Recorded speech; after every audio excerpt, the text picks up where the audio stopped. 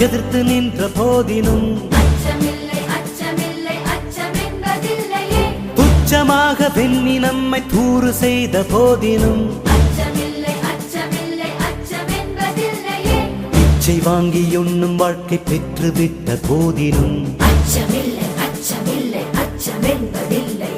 இச்சை கொண்ட பொருள் எல்லாம் இழந்து விட்ட போதினும்